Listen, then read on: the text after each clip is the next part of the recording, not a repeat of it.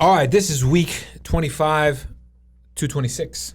We're 26 weeks now. Tomorrow. Well, when they hear it, I will be. Nice. Well, this is the Adventures of Alcaraz podcast. Welcome. My name is Julian Alcaraz. And I'm Miranda Alcaraz.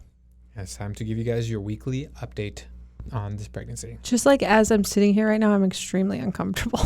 Just really shifting a lot in there. I don't know what happened. He's just growing. He's like a cauliflower. Yeah, I think tomorrow it's like a kale. But is there a standard size of kale? Like, I feel like, of course, there are variations in like an orange or something like that, but they're not. I mean, is there a standard size of a kale plant? I feel like I would say yeah, he's big. So according to the thing, I think it says he's like, actually Knox was playing with his little Woody toy, and I was like, that's probably how big he is earlier today, because it says he's like 14 inches long. Wow. I mean, but still like skinny. They're like thin still at this stage. I mean, in the mornings, like it could totally, like you your felt belly, him today. you feel him. You're like, well, this has got to be his head or his butt or something like. But he's like pressing on you, and it's pretty wild. Yeah, but I've just been my hips and my lower back the last few days have been really, like when I'm warmed up or walking around and working out, it's not. But like just sitting here right now is not comfortable. I feel like he's in like a weird position. He's pressing on some weird stuff. Man. Mm-hmm.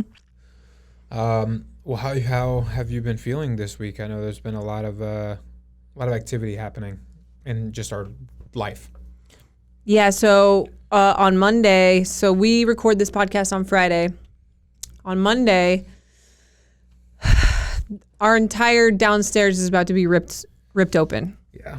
We're not gonna have a laundry room for like 3 months. There'll be portions of time where we don't have access to our kitchen. And the most difficult thing is going to be that we have people, I don't know how many, but a lot, I would think at times, from 8 a.m. till 6 p.m. at our house every single day. It's exhausting, actually, because we have a pretty good routine already as is. And we got into a flow of it. But now dealing with a whole team of people that we're not comfortable with, as opposed to like the street parking crew comes over and does the bro sesh workouts. They do the street parking, whatever. It's a different story, and even sometimes that can be like a lot and overwhelming. But now we're gonna add strangers to the mix, where it's like, oh my goodness, there's gonna be a lot of adjusting that is going to be happening as the next 3 months unfold.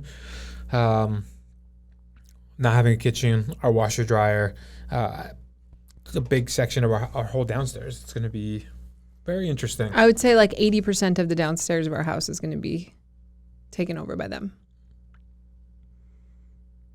Yep. Yes, it is. It's like one room, like just where the TV is. It's not going to be affected. But even then, they're going to go paint in there at some point. At some point, they're going to paint it. Yeah. So how do you feel about that?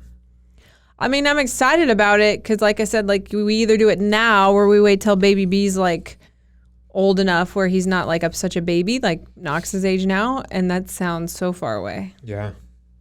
So. Yeah, that's too long. So yeah, we're nesting. You've been nesting, been going hard in the Pottery Barn. I haven't ordered anything. I ordered a few blankets, but I haven't ordered anything for the new. Because if I order it now, we don't have anywhere to put it. So I gotta wait. Yeah. Yeah. What have you been feeling as far as your pregnancy emotions? I mean, I've definitely been like kind of annoyed at you and mean to you this week. How come? Well, so it was just like another week of like feeling a little bit like, I guess, left out of the group because, well, we're in the middle of this challenge right now anyway. And so everybody's like doing their extra programming and their extra workouts and they're like dialing in their nutrition and all this stuff. And I mean, there's nothing wrong with my nutrition, so I don't really need to, even if I wasn't pregnant, I don't really need to dial it in. But so there's that. And I'm just like over here like modifying and moving slow and, getting less fit in a way as you guys are all like focusing on getting fitter. And then for the second time in my pregnancy, you guys went and got your body fat tested because this is the second time since I've been pregnant that you guys have done it. Yeah, it's been a 4-month window, correct. And basically in the time period that I've been pregnant, you've lost 4% body fat. So I've gained 17 pounds and you've lost 4% body fat. And you know what the worst part of it is? We eat exactly the same food and we do the same workouts. I mean, you're doing the bro session stuff, but so it's just kind of like, you feel left out. You feel like, that's it. I don't know how to explain it other than that. You've said that almost like hurts your feelings. No, it's just like, because if you're like a pregnant woman who's used to looking more fit, I guess, for some reason, the way people even speak to you or the questions that they ask you change when they see a pregnant person. So, and this has happened in both of my pregnancies with you, where we both have the same sort of like passion for fitness, and I've spent decades educating myself on fitness and nutrition, and for some reason, the only people who think that I have advice to give them right now are other pregnant people. So it's almost like, and I don't think people do it like consciously, like they're not doing it like, oh, she doesn't know she's pregnant, but you just like, I don't know. And so I always, when you qualified for the games when I was pregnant last time, it was like this like amazing thing, and it's kind of like frustrating because I've also gone to the games and I know how hard it is, but I think that what pregnant women go through is harder. But there's no congratulations, like you're just the pregnant lady almost. And then this time, obviously, our conversation was, I know, like, I am proud of you. You've like, I wouldn't say you've worked super hard because it's not like you've gone on some crazy diet or something like that, but you've like learned a lot. Yeah. And you've been very consistent. But I knew as soon as you shared your results that all the questions were going to be, oh my gosh, Julian with the nutrition, and Julian's the nutrition guru now, because even though like it's the same information that I know or Molly knows or anything, but because it's you that saw the results, people assume that you know something different or you're better at answering the questions. And I mean, even in my posts, like today I posted a video of me doing burpees, 2 comments about how jacked you are in the background of my post about me working out while I'm pregnant. And it's like kind of annoying. Yeah. So yeah. What's annoying about it? Like, what does that make you feel? I mean, it just, I guess you feel that, you feel invisible.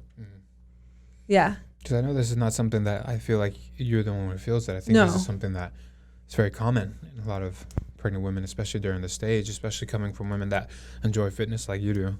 Yeah. So like, I don't know if it's because pregnancy is so common, or I don't know if it's because, I just feel like you become invisible a little bit, except for to other pregnant women. Other pregnant women are all about it, but to everyone else, it's just kind of like, I don't know. Invisible. You just feel invisible. Kind of. And alone. Yeah. And not appreciated. It's not appreciated. It's just, okay, like here's a perfect example. I have a tattoo on my wrist of our summer camp. I'm like going to cry. Okay. Because last year we put together this summer camp that was like a dream of mine. And it was like, it was super successful. We had like 300 people come out and had this like crazy fun adult summer camp. And it's just like, it was 100% not executed by me, but it was 100% my idea, and just like something that was like super meaningful to me. And there's a good chance this year that I won't be able to go. And I think I said to you, like, when you didn't go to the games because I was having a baby, it was like, stop the presses, like, morning chalk up, let's do an article about it, and CrossFit does a video about it, and you're like dad of the year for missing the CrossFit games for your baby. But like, this is something that I've worked so hard for, and it's like something so important to me. And people don't think of it as being the same thing for some reason. Like, women are just expected to drop everything, to give up everything, to sit on the sidelines, to let their bodies be taken over. But like, if a guy like sacrifices anything, it's like such a huge deal. And so that's it. I mean, I think I commented back to one of the posts today that were like, oh my gosh, Julian's so jacked. And I think I wrote back, yeah, that's because he hasn't had to have 2 babies. Like, you know. So that's it. It's just, it's so common for women to just give up their whole entire everything that nobody notices it as a sacrifice. And I guess it's like the reason that it all gets projected onto you and not like I'm annoyed with the rest of the team is because it's not their baby. Like, this is equally your baby as it is mine. And so that's where you feel like, I know a lot of women, it can feel like annoying that all the burden goes onto one person. All the life changes for something that's equally ours in the end. Yeah. Yeah, I think sometimes, I mean, you already know, we've had these discussions, you know, I'm proud of you. I know you're doing an amazing job. And as much as I've tried to like understand what you're going through, at the end of the day, men won't. We just won't. We don't get pregnant. And so there's only so far we can go with that. But I feel like guys would be like down for being pregnant too. They'd be like, I don't care if I get fat. Like, it would be like guys would latch on to being fat and being happy about it even more than sometimes women do. Yeah, I think a message for the men out there, just taking the time to slow down and constantly saying thank you, you know, and just because you are putting your body through a lot. And it's not just 9 months, it's a year afterwards as well. It's like you made a comment that ever since you've had Knox and the breastfeeding to being pregnant now, and how long that's going to take post, that's like a 5-year stretch of like not being yourself, or and how hard that's been. Yeah, there'll be like, so in like a 5-year window, there will have been 6 months where I wasn't either pregnant or breastfeeding. Yeah. And so, yeah, it's just, yeah, that's it. As I know, like, that can be annoying. I mean, I know, like, I hear people complain about the other way too, like, oh, my husband got so fat when I was pregnant. But that's just, it can be equally as annoying if they are over here, like, doing the opposite. But you said that there's something that happened, like, both times I got pregnant that, like, motivated you. Like, I don't. Yeah, so pretty much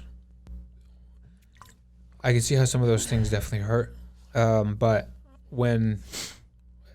and now the second time, you being pregnant, each time has just led to me waking up and realizing that responsibility that lies ahead.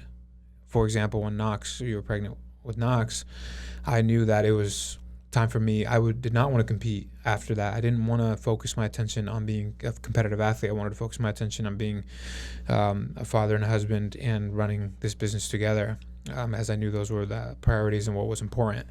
So it made me just try hard, and I did it for myself. I did it for my inner peace, so that way I can project my happiness out towards what was happening. And now in this case, like, furthering my education with awareness with nutrition and health, and having even more in-depth understanding to help the people around me, in this case, like how to take care of you even more with your eating, your sleep, and even our boys now, and even like my mom, teaching her, giving her notes, so that way we're constantly at peace with the people that surround our boys, you know, and every level. Like, I knew that was the way for me to just stay ahead of the game.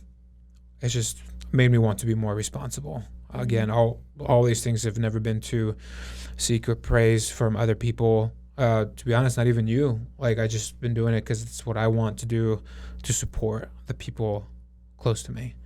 Like, but I told you the other night when we were talking about it, never feel like you can't express your feelings, because I know you felt, when you first expressed it to me, you said how bad you felt, but it was like if you didn't tell me, you were going to end up resenting me. So I would have rather had you tell me that, where it is a delicate conversation, because it could easily come off as like looking at other way, right, and making it about me, when it's like, no, I'm listening to what you have to say, because I know you're proud of me. Like, I know that, and I know you wouldn't want me to hold back from sharing this journey with the people around us. That's not the point. The point is that you feel invisible and don't feel appreciated, or people don't take the time to slow down to realize that you are still the same person, even though you are pregnant. Like, you know, don't.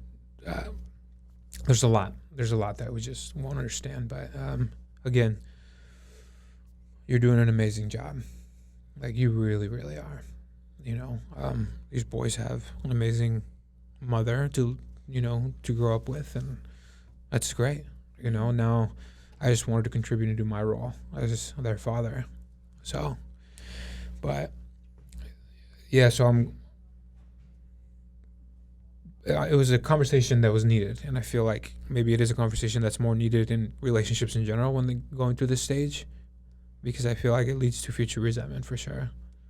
You know, but your feelings are valid. They really are.